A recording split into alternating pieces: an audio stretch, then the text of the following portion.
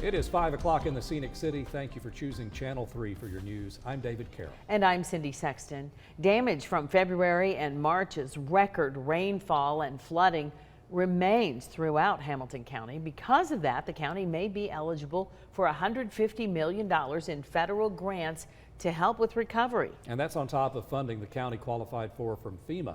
Our Tanisha Cordell is live in the studio now. And Tanisha, how's this possible? Well, David, that $150 million is included in a disaster relief act President Donald Trump signed into law back in June. Now, the grants cover areas affected by Hurricanes Michael and Florence, last year's wildfires, and any other natural disasters that required action by FEMA. With this summer's heat, it's hard to imagine heavy rain, flooding, and landslides were reality for East Tennessee just months ago. Floods are horrific. They do a lot of damage.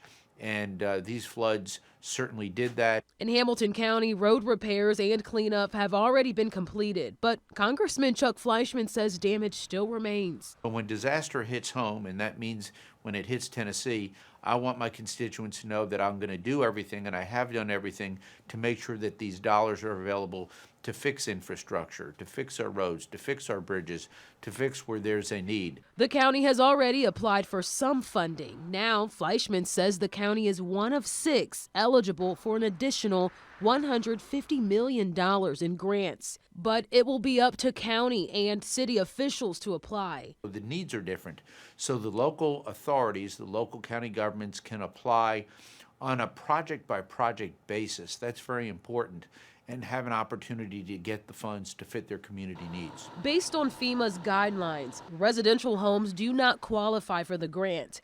Instead, places that provide public services like health clinics and public buildings will be accepted.